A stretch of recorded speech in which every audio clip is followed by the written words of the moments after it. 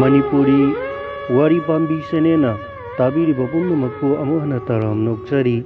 ngasi amuk mayamgidamakta anauba wari macha ama puduna lakchari wari asigi mamingna Josephine Napoleon gi thamoibu kamdauna khudum chankhibage hariba wari asini taminarasi Josephine Napoleon gi thamoibu kamdauna khudum chankhibage O father karigino nahangna aigi maida aduk thawai thana yenglibado sahi tare tangairibi Mary Rose Josephine hanglakpani panji oi lining ba oi tawba misak aduna nupi masa adugi thawan misak sing adubu yenglami makhoi sing aduna kari phongdok libage haibado ubada masada angakpa poklami aduga mahakna mathanna tana murum solakhi mase onthokna thajaningai oide adubu aina mahakki mafamda magi thawan misak sing asina kari haibage haibadudi mangchaunana takpiramage mahakna piklibi Josephine da hairai nang soidana laibak asigi maharani gi luhup uplagani nahakki napur oibagi nakanda famduna nongmadi soidana France ki singasanda famlagani adugumba laipawado tasengna hairagadi thajaningai soi oiramde maramdi Josephine di isam chambi minai nupini aduga minai nupi amana matau karamna laibak amagi maharani oirkadauribano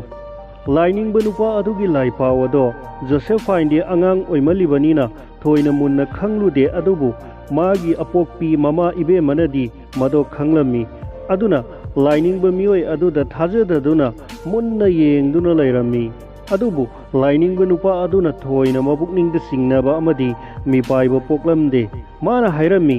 yengu aina hairibase nakoibu harau hannanaba natraga nakoigi laijariba naral nathumdo tumhananaba panghai haijinaba nate aduga nakoigi pukningda pendaba pokpa lairagasu ai thoina khande aidi sumnadagi asumba wa aduda haibani nakoigi nasanupi ase maharani soidana oigani adubu mahakna mapunchi suppa maharani oina laigadabadi nate Louis Tarataruk subana France laibaki ningthau oiduna panduna lairi mahakna mahakki masak matau fajarabi nupi Maharani Mary Antoinette pu yamna nungsijarami hairibi Maharani asigi pibuk nungdagi France laibakta matam sangna borobon sagaina pangadaba ningthorel kaya pokhi Josephine hairibi nupi ase matam adugi French phamnaiba amakhaki minai nupi amagi masa nupi ni minai nupi asina phamnaiba asiga mari leinaduna Martinique kauba West Indies ta laiba ithat amada pokhibani mafam aduda France ki Overseas Department ta phamnaiba se thabak tawduna lairambani Josephine bu pokpa mapabung asina machanupi Josephine Louis ki khwaidigi ihal hanba machanupa aduna mabu luhongani aduga mahakka loinana machanupi ado Maharani oiduna singasanda phaminarakani haibase sungtha thajaramde maram asina mahakna machanupi ase kanagumba French ki phamnaiba machanupi asiga sunungsinajaba discount Alexander Beauharnais kauba amada thajarami nupa sida lising amaga satret humudra mapanda Josephine bu luhongbirami matamgi yawon matung ina Josephine machanupa amaga machanupi amaga leirami madugi matung sahi tara mukki adwaida lising amaga satret marfuma panda France ta asauba inai ta khiba revolution ama thokhi revolution aduda ningthoren Louis Tarataruk suba amadi mahakki Maharani Antoinette anibo revolutionary sing aduna guillotine mihata tamthina hatkhi loinana Josephine gi mapuroi basu guillotine mihata hatkhi aduga mahak puna jail da thamjinbi khi mahak thamari supna miyata khi matam asimakta Paul Barras kauba matik lairaba French general ama Josephine gi sumat yai selaba saktam maduna sumhat khi Barras na mabu thado hanana bahona khi aduga magi loinabi oibada yarami Barras ki office ki oibu khudong saba lauraga Josephine masamak thabak yamna silhanduna tanba yaba sel tansil hauki masimakna mahakpu Barras na yamna pen khide महाकना मागी मरुप अमदा Nongma हाइखी Josephine थाजबा याबा नुपी नत्ते मागी अपाम्बा मोंगदा महाकसे अदुम चथालबदी नोंगमा सोइदना महाकसे गेलोटिन मिहत नंगबा याई बरास्ता नतना जोसेफाइना general host अमदी अतई अतोपा अवांग थाकी officer कयागा अरोनब मरी लेनरखी महाक host का असुकी मतिक नक्सिनरखी मदुदी महाकना host मागी नौरीबी नुपी अदो खाइनख्रो अदुगा माबु लुहोंगदुना लौरो हाइना कन्ना तक्सिनबा हौरखी अदुबु होस्टना मंगोंदा हक्थेंगनाना खंगाई हाइरखी नुपा अमना करिगुम्बा मतमदा लुदबी समोटनरबी नुपी अमा यामना नक्सिनरकपदी याई अदुबु महाक अदो आइना यारबी मागी नुपीनी हाइबदुदी ओइबा यारोई मदुगी मथक्ता होस्टना जोसेफाइन से मागी सगोल संग पानरीबा बेन एकर कौबा अमगसु अरोनबा मरी लेनै हाइबदो महाक खंगलमी जोसेफाइन यामना इना खुनबा अदुगा मतिक मंगम लैबा कनागुम्बा अमबु मागी मपुरोइबा ओइना थीबगुम तौरमी मागी यामना थाजनिंगाई ओइरबा मरुप अमना मंगोंदा नेपोलियन से नोंगमदी अचौबा मिसक अमा ओइरकनी अदुगा महाक लुहोंगद्रिबा नुपा अमसु ओइरी हाइना ताकपिरमी मसिदगी महाकना नेपोलियन बु यावनबा बार्टोन तौबा पार्टी सिंगदा हेक चटपा हौरमी अदुदगी नोंगमगी निंगथीजख्रबा अयुक अमदा महाकना नेपोलियन दा पीननबा सिथीगी वारोल अमा तपना तपना इबा हौरे महाकना यामना तेनबा मतमदा नेपोलियन बु उनननबगी तंजा फंगख्रबसु महाकना इरे अदोमगी दमकता यामना चेक्सिनना खंजरिबी कनागुम्बी अमबुदी अदोमना नोंगमतबु उनबीदे अदोमना महाकु मपुंग फाना थौसाबीदबगुम तौबीरे अदुबु हाइजनिंगी अदोम चाउना लाले हयेंग असिमक सोइदना लेंबिरओ चाक चरा अमतंग चामिनसी अदोमबु उनजबगी अमदी अदोमगा अपाम पामदगी मतंगदा वारी सानजनबगी यामना तंगाई फदबा लैरे खंजै वाफम असे इरबा मतुंगदा महाकना अदोमबु थागोनजबगा लोइनना लुख्रासिंगदा चलबी बिउ हरमाइज हाइना मसागी सही तौरमनी पिरकलिबा वारोल अदुमकना अमदी चाक चरा अमतंग चामिनसी हाइबदुमकना चप चाना पानफम थोकपा मफम अदुदा पानबगुम तौख्रे नेपोलियन पार्टी अमदा थेंगनखिबी सुमत याइसेना फजबी कनागुम्बी लुख्रासिंगदा चलबी अमबु खंगनिंग निंगसिंगलखी यामना थुना महाकना पाउखुम इरे आइना नाहकी सिथीगी वारोल अदुगी मरमदा इसागी भावना फाउबा सागतपा ngamjarude aina nahakka marup oijaningbagi khौलांगबदो कनागी मफमदसु लैरमलोय हाइबा थाजबियु मदो अचुम्बनी हाइबदो उटननब तंजादो फंगजनिंगबगी अपाम्बादो अतै कनादा लैरमलोय करिगुम्बा आइगी इथौना अयाबा पीबगी खोंफम ओइरगदी इसामक लाक्सदुना नंगोंद पावसे पीजरगे नेपोलियन अमसुंग जोसेफाइन लिसिंग सात्रेट मबुद्रा तरुक की मार्च की तांग मापनदा लुहोंगखी मखोय अनिगी लुहोंगबदो बारास अमसुंग मागी नुपी तालियेनना साखी ओइखी रिवोल्यूशन मतुंगी फ्रांस सरकार दा बारास यामना मतिक मगुल लैबा मिसक अमा ओइरमी लुहोंगबगी नुमित जोसेफाइन का हेना फजबी नुपी अमा हाइबदो ओइखी अंगौबु मचुगी लंगजमगी तबा तबाबा अचोनबा फिजोल मदुदा मचु अहुमगी लैनाना फिबान चनबा मदो सेलगा मेयर के ऑफिस थुंगलबदो उखिबा पुनमक सुमतखी नेपोलियन नुमित अदुदा पुंग अनि थेंगथना थुंगलखी बारासना लौसिंग मांगलबगुम मुन्ना येंगलमी महाकना मथनतना इंगक ngakna खंजरमी ngasi बोर ओइगदौरिबा नेपोलियन जोसेफाइन की काहेनबा लिचत साजत्तो खंगबा जाला नेपोलियन मागी पुक्सेन होंगलबा जाला तंजा असिदा नेपोलियन दो होबे होबे संगई अदुगा लुहोंगबगी थौरमदो पांथोकदौरिबा कमिश्नर अदुदा हाइरमी अखोई थुना संगसी यामना थुना अखोइबु लुहोंगबिरो असुमना मिनट मंगागी मतुंगदा जोसेफाइन अमदी नेपोलियन लुहोंगलबा मतै मनाव ओइरे हाइदुना लाउथोक्ले जोसेफाइन गा लुहोंगलबा मतुंग नुमित हुमनी सुरकबा अदुदा नेपोलियन इटाली गी लमखैदा लान सोकनबा चटख्रे मसिमंगना अमुक हन्न नियम चुमदबा का हेंदोक्लबा फिबम हाइबदो अमुक ओइहल्ले नेपोलियन लानफमदा मसा हैनिंगदना लान सुकनरिंगै तंजा असिदा जोसेफाइन पेरिस लैदुना असुकी मतिक नुंगाइथोकना लैथोकलमी मपुरोइबना ममाई हेक लैथोखिबगा महाकना मसा पाबा मसम ngang amadi kusu ngauba loinana nungsiba themba haiba mathawna su phaba Hippolyte Charles kaubanupa amaga amuk nungsinare Charles na Josephine ga ahanba hek unabada Josephine bu humduna pukibagum taukhre Napoleon na Josephine da nungti numit khudingi sithi irami adubu Josephine di bangonda sithi irakhide karigumba iraklaga susupnagi pareng ama anida mak irakhi asumna Josephine kaya thausadabagum tauba mataw asida Napoleon ingau ngaubagum tawrami mahakna khudakta magi makhagi sipai officer Junot pu Josephine paujel ama pirunaba Paris ta thakhi mahakna irakhi nang yaudana Junot mathanatana halakpa yaroi nang aigi inakta laigadabani aigi thamoi nungda aigi pambum nungda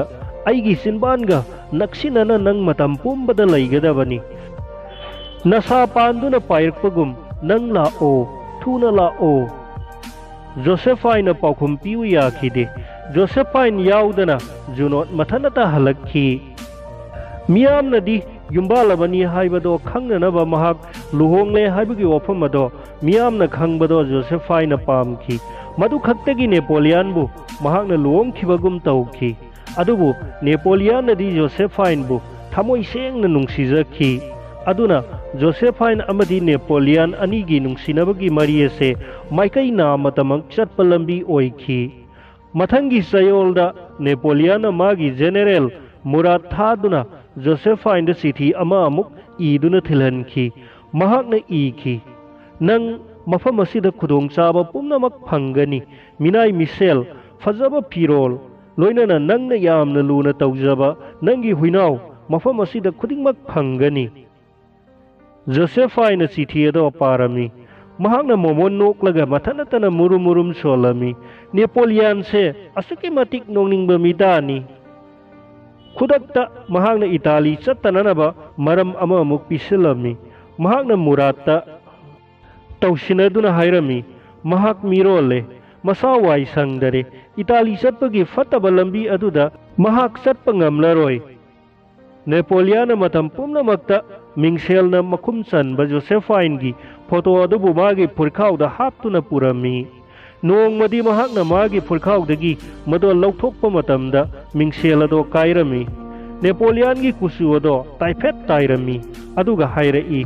aigi nupi se masangamdaba ama natraga maril chumdaba ama soidana tawramagani numit kharani gi matungda mahakna Josephine mirole haibagi chithi ado Muratagi phangbada Napoleon haraujabana angaubugum tawrami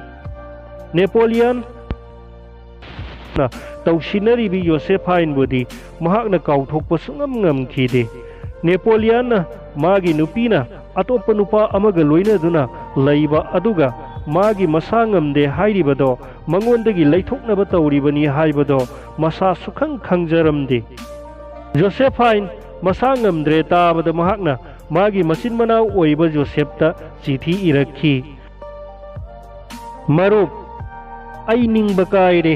haujik malemda aina khwaidagi pamjadaba posak ama hairagadi hakchang ngamdaba haibasini ai haujik wakhal khanba ngamdre ai Josephine dagi lapthokna laibase ingam ngamdabagum tawre Josephna chithi ase Barasta pirami mado pabada Napoleon na lanpham mayaida lan soknariba lanmi singado thadoklamlaga Josephine unanaba Paris ta lakadra haina mi pairami khudakta mahakna Josephine da Napoleon gi manakta chatlunaba yathang pirami Josephine magi mapuroiba unanaba Milan da chatpagi yathang phangbada pi sinthaduna kaplami adubu mahakna gari kakhatpa matamda thawai tana noklami maramdi mahak magi nauna nungsinariba Charles pu puduna chatli gari manung aduda makhoi ani khuga thengnaduna mayoknana famli chatliba gari adugi mangoinana sagol tongduna chatliba misak aduna pung amagi manungda Josephine thunglagani haina Napoleon पाउ पीखरे। Napoleon नुंगाइबना थुमलहमी महाकना मागी Sagol चोंखलगा Josephine बु ओकननबा मिलन की चाउरब होजंग अदो ताना सगोल यांगना थौदुना चलमी। महाक असे का हेना नुंगाइ मनखिदुना Josephine ग Charles का मायोकनदुना गाड़ी अदुदा फमिनरी हाइबदो उखिद्रे। ममैथंगदा नेपोलियन चार्लेस पु चाकलेन अमदा लाकननबा पाउजेल अमा पिरक्खी। नेपोलियन जोसेफाइन ग सुकनगी नुमित निनी खक्तमक मिलनद लेमिनरमी मरमदी महाकना मानतोबा हाइना खंगनबा ऑस्ट्रिया की लानबंदो खुदुम चलुनबा मफम अदो थादोकप ताखी।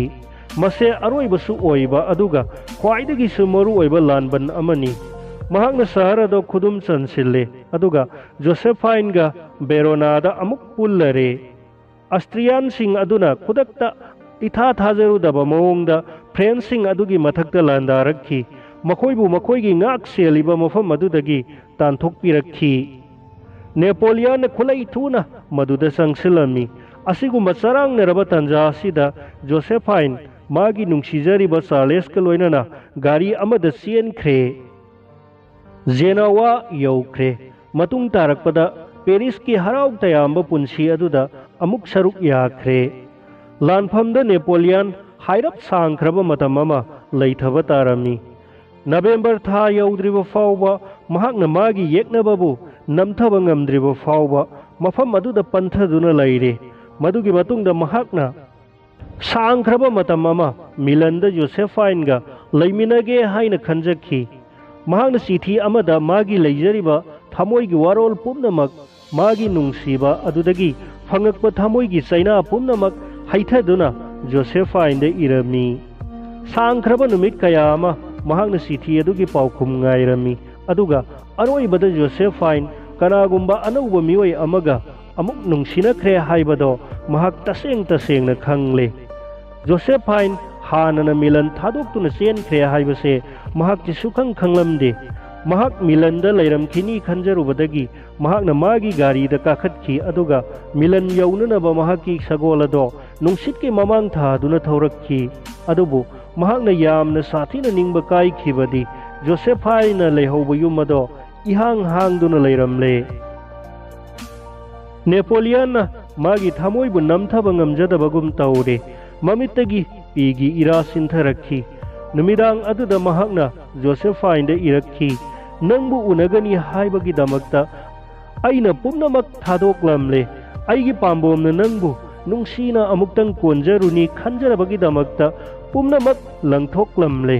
अदुबु नंगदी लैरमद्रे। नहाकी नुंगसीजरबा नेपोलियन की दमकता नंगदी करीसु खनबीदे। करीगुम्बा पुक्निंगी इहुल खरना नंगना अइबु नुंगसीबीखी अदुबु करीसु नतबदा नंगना अइबु पुंकाउ काउथोकपीरी।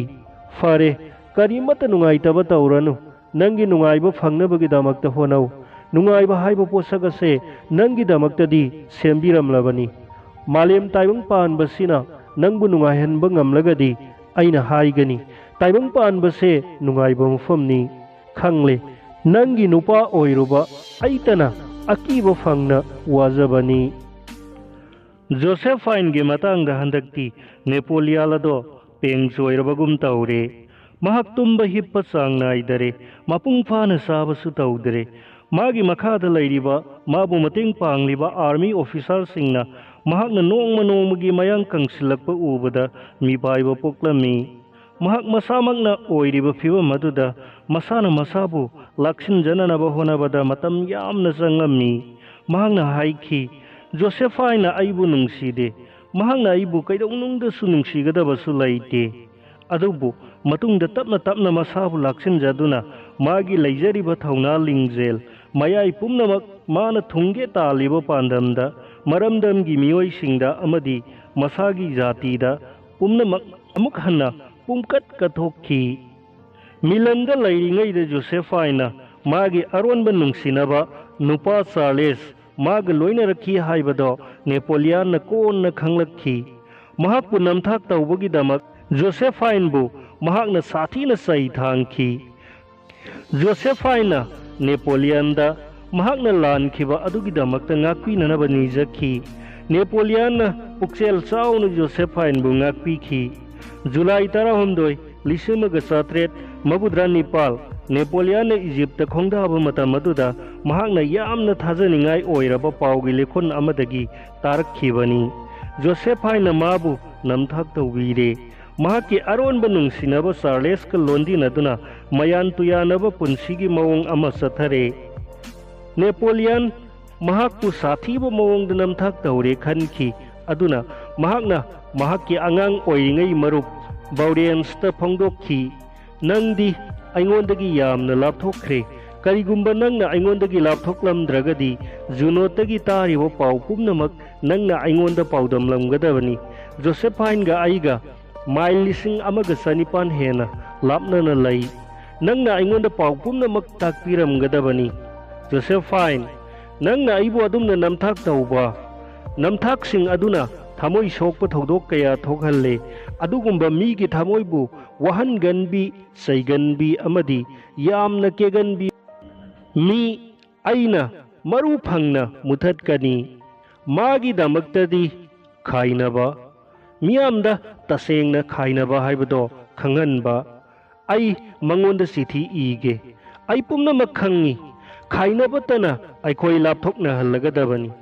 अई पेरिसता थबक लैतबा मीसिंगी नोकनाफम ओइहल्लोय अइना जोसेफता अइगा जोसेफाइनगा खाइनबगी थबक थौरम पुमनमक पांगथोक पीननबा सिथी इरगनी सही अमगी मतुंगदा महाक फ्रांसता माई पाकलबा जेनेरल अमा ओइना हलकले नवेंबर तांग 13 1778 महाक फ्रांस की इहाल हानबा कंसल ओइरे लेक्जेमबर्ग की कोनुंग महाक थमले मतम असिमक्तदा महाकना यामना सनाइनबा फिवम अमा मायुकनरे महाकना खंगी मागी नुपी अदो थाजबा याबा नुपी हाइबदो ओइद्रे मसिगिदमक महाकना महाकपु खाइनरगनी हाइना किहनबसु लैरबनी अदुबु नेपोलियन महाकपु असुकी मतिक नुंसिजख्रे मदुदी महाकना करिसु सिंगनबा लैतना माबु अमुक लौसिनबीरे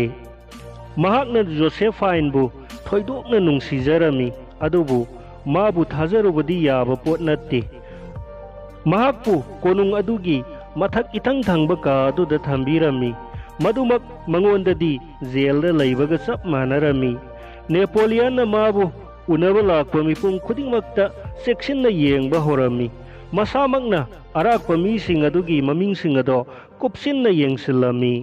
जोसेफाइनदो इतत तत्तना साथीबा कोकचिकपा अमा हेक हेक लैबगुम तौरमी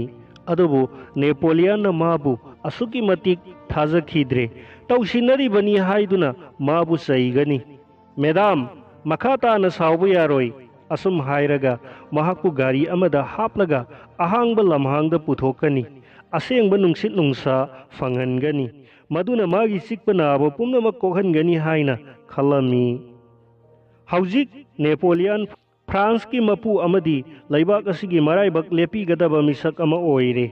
महाक मसामक लमदम असिगी अमदी लमदम असिदा लैरिबा मिपुम खुदिंगमक्की असुप्पा मपू हाइबदो ओइरे मसिगी मथक्ता महाकना आइनगी थोंगदा फ्रांस लैबाकी लैंगाक मकोक ओइदुना महाकना लमदम असिबु शासन तौरगे हाइना सब युंगना खनखी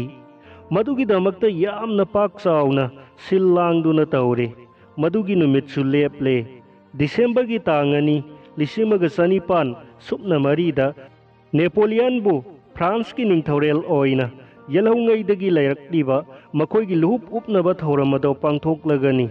नोत्रे डेम की चर्च तो निंगथीजन लैतेंगले लुहुप उपपगी थौरमदो माइ पांगना पांगथोकनबा यामना सेक्शनना सेम सारे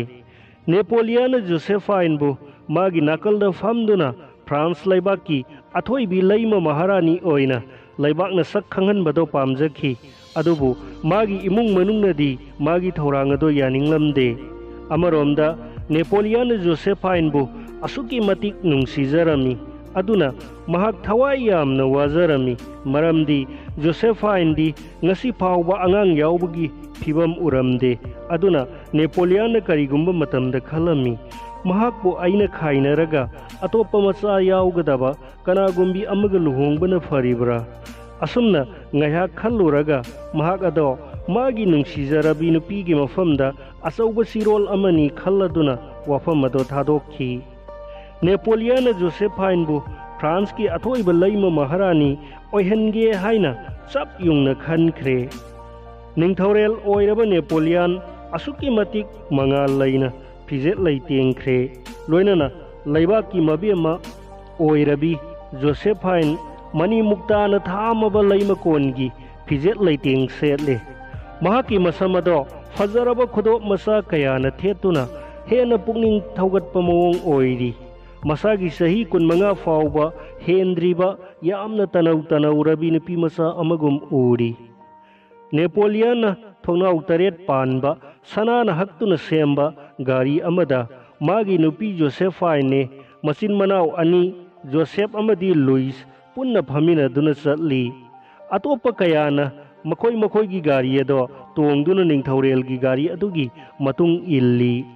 सांख्रब निंगथौरेलगी खोंचत्तो तपना तपना नोत्रे डेमगी मफमदा चटली। मियामना लंबीदा लमखांगदा मखोईगी निंगथौरेलदो हराउ तयामबग लोइनना तरामनो ओक्लमी। चर्चता निंगथौरेल फम थिंदोकपगी थौरमदो पोपना यामना चावब मवोंगदा पांथोक्लमी। ममैथंगदा जोसेफाइना फमनाइब कयागी नुपीसिंग अमदी लैबाकी सक्नाइरबी नुपी पुम्नमक्की मांग थादुना यामना चिंगलेमना इरात फम फालदो तमना संगई। महाकना यामना निंगथीजरब फिवम अमदा खुरु खुदक कुंथदुना लैरे। नेपोलियन निंगथीना लैतेंगब मागी निंगथौरेलगी फमफम मदुदगी चिंगलेमना हौगलक्लगा जोसेफाइनगी मकोकता लैबाकी मपी मपा ओइबगी लुहुपतो उपिखी। असुमना पांजीगी लैपाओदो सुमख्रे। जोसेफाइन फ्रांस लैबाकी अथोइबी लैमसीजा महारानी हाइबदो ओइरे। चर्चतगी निंगथौकोलगी ओइबा खोंचत अदुना टुइलेरिस यौबदा नुमिदांग वाइरमगी खरा थेंगथब मतमदो अदुदा थुंगलखी। तसेंगना हाइरबदा मखोइना निंगथौरेलगी कोनुंग यौबा मतमदा हानना ममसिनख्रे। कोनुंग अदो मसिंग लांगमद्रब मैरा कयाना इरंग लंगना थानबदुना पुंगान गाना उरे। लाक्लिबा मियाम पुम्नमक कोनुंग अदुदा लोइना नुमिदांगी सरादुमा सामिनरे। लैबाकी महारानी ओइरबी जोसेफाइनदो नेपोलियन गदा तोंगाना साक सामिनरबसु महाकी लुहुपतो नेपोलियन साक साब मतमदसु उपतब यादे हाइदुना उभलमी। सक्सा टेबलदा जोसेफाइना लुहुपतो लौथोक्तुना थमनब होनब मतमदा नेपोलियन मागी मखुत्तो फारमी अदुगा हाइरई। सही कयागी ममांगदा अइना नंगबु खाइनरमगदबनी। थौदोक कयादा नंगना अइबु नमथाक तौदुना अइगी थाजब मांगहनखी अदुबु अइना नंगबु खाइनब ngamखिदे। अइना ngasiगी नुमित असे ngairакпani। अइखोइगी लुहोंगब मतम अदुदा अइना नंगबु फ्रांस लैबाक असिगी महारानी ओइहनगे हाइना पुंगनिंगदा चप युंगना खनखी। अइगी वासकतो ngasiदी थुंगले। ngasi नंगना हुपलेब लुहुप अदो अइना नंगबु नुंसीजबगी तसेंगब खुदमनी। नंगे असोइब कया लैदुनसु अइना नंगबु नुंसीरुरे। तुंगदा अइखोइगी लाइबक्ता करी तमलमगदगे हाइबदो अइ चप चाना खंगदे। अदुबु ngasimak ओइरिब फिवम असिददी नंग फ्रांस लैबाक असिगी महारानीनी अइगी नुपीनी अइगी नुंसीजबीनी। नेपोलियन हौजिक्ति निंगथौरेल ओइरे। मिकुप सिददी मागी नुंसीजरीबी जोसेफाइना महारानी ओइरदुना लैबाकी मपी मपागी फमफम अथोइबा फमफम लांग अदुदा फमिनदुना सरुक यामिनरी। अदुबु मागी ख्वाइदगी वाजब अमदी महाकी महुत मरेंग सिनबी हौननब मसा याउदब सिनी। ngalingay matanda जोसेफाइन मसा याउदब नुपी नलमदे। मागी अहानब मपुरोइबगा पानरिngay मतमदा मसानुपा अमा मसानुपी अमा पोक्लमी। मागी मसासिंग अदो नेपोलियन यामना नुंसीना तौरमी। नेपोलियन अहानब मपुरोइबना पोक्लम्बा जोसेफाइन गी मसानुपी अदो मागी मनाउनुपागा लुहोंगबिरमी। मखोय अनिबु होलेंगी निंगथौ अमदी महारानी ओइहलमी। मागी अहानबन मपुरोइब सिरब मतुंगदा जोसेफाइन मफम मरांग खंगद्रबा मयाल तुयानब पुंसी मरेल अमद लेनखी। मधुमकना मतुंगदा मसा याउदनब मरम अमा ओइखी। नेपोलियन मागी महूत सिन्ननब मचा अमत याउद्रे हाइब मतमदा जोसेफाइन मंगोंद सईगनी अदुगा मदो नेपोलियन गे असोइबनी मागी असोइब नते हाइना मंगोंद मराल सिजिलमी महांगना तोंगा ओइना नेपोलियन मसाना मसा यावरोइदब मिसक अमनी हाइनसु निंगथौकोलगी इमुंग मनुंग अदुदा संदोक्लमी अपंगबी जोसेफाइन नेपोलियन अतई नुपी कया अमगसु समनई महाक मसा लैते हाइबदो अरोनबा अतई नुपीसिंग अदुगी मरक्तगी मागी मसा यावबगी खुदमदो इराई लाइना फंगब ngamgani हाइबसे महाकना खंगजरमदे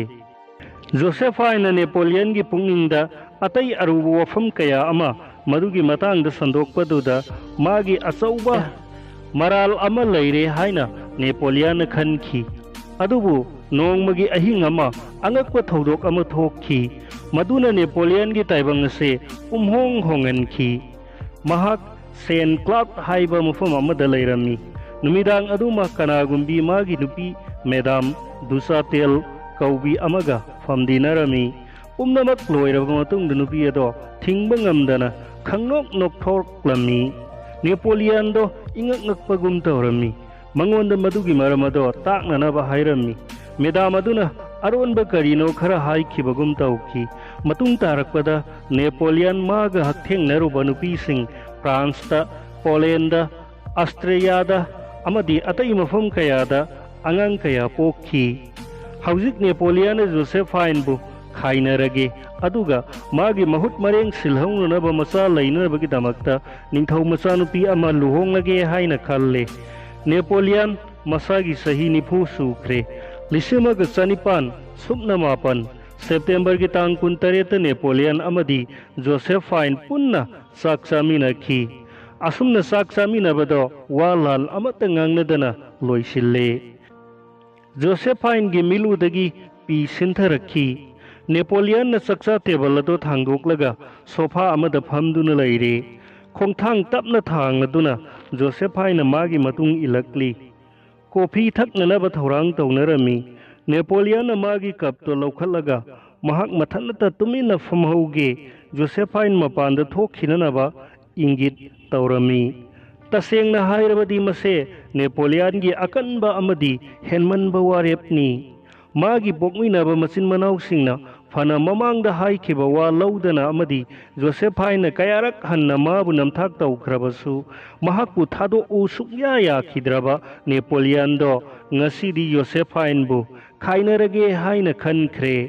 महाक मसामकी वारेपना नवेम्बर तांग 19 दा नेपोलियन जोसेफाइनबु खाइनखी नेपोलियन माबु खाइनबीरे हाइबदुदा जोसेफाइन दो करिसु थोइदोक्तबगुम तौखी महारानी फमदगी महाकु लौथोक्लनी हाइबदुगिदमक महाक मसाद नुंगाइतबा करीमत पोखीदे पांजीना हाइखिबा महारानी अमा ओइना महाके पुंसी लोमोय हाइबदो महाक खंगजै मागी ख्वाइदगी वाजरिबदी सेल थुंगी फिबम अदुनी महाकना मागी अरोइब मतमदा यामना नंगना लाइरना सीबदो पामजरमदे मागी मसा मसुसिंग अदुगी मफमदा थोइना मिनुंगसी लैरुदे मरमदी मागी लमचत नाइदब लिचत अदुगी मरमदा तसेंग तसेंगना खंगनबा मखोइसिंगनी अदुबु नेपोलियन थामोइ पांदबा मी अमदी नलमदे मदुगी मथक्ता जोसेफाइनबु महाकना नुंगसीदबा अमता लैरमदे महाकना खाइनदुना चतखिबदुदा मागी लैजरिबा सना लुपा मनी मुक्ता महाकना महारानी अमा ओइना सेचाखिबा ममन यामलबा लैतेंग पुमनमक नेपोलियन मंगोंदा लोइना पिबिखी मागी मफमदा पीबा याबा कया पिबिखी सना ओइना मिलियन फ्रैंक अहुमगी इनकम लाखनबा माना लन थुम पिबिखी नेपोलियन अमद जोसेफाइन की नुंगसी वारीदो असुमना अवाबना पोलोय ओइदुना लोइसिनखी नेपोलियन मेरी लुइस कौबी नुपी अमा लुहोंगदुना लौखी नुपी असिना 1913 मचानुपा अमा पोखी अदुम ओइनमक हौजिक नेपोलियन की लाइबक्ता मराई चाइथबा हाइबदो लाखी महाकना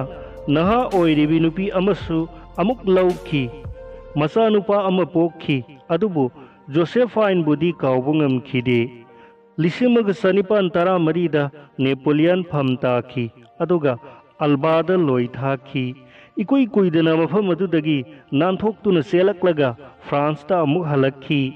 निंगथौरेल अमुक ओइखी निंगथौरेल हेक ओइबगा खाइनरबा मतुंगदा जोसेफाइन लैखिबा मालमाइसन कोनुंगदा महक लाखी जोसेफाइना अरोइबा नुंसा सोर होनखिबा का अदुदा संगलगा थोंग थोंनाव लोइना लोनसिलगा नेपोलियन पुंग कया कपखी नेपोलियन तना जोसेफाइन गी वखल पुमनमक अरोइबा मिकुप्ता खुदुम चनखी सिरमदाइदा महकना वहाई अनि खक्तंग हाइखी नेपोलियन अल्बा मतम खरा लैरगा नेपोलियन फम अमुक तारे लिसिंग चनिपान कुनमाथोइगी मे तांग मंगादा महकपो अमुक लोई थारे महकी अरोइबा सिरमदाइगी मिकुप्ता मागी वखलदा मथंग मथंग लाखी फ्रांस लानमी मागी जेनेरल सिंह अमदी जोसेफाइन मकोई सिंह तपना तपना महकना मथंग मनाव नाइना निंगसिंग लखी जोसेफाइन बु कौरबा मतुंगदा नेपोलियन मागी अरोइबा ममित ओइसिनखी मतुंगदा चिनबान खुमजिनखी अरोइबा नुंसा सोरसु होनखी।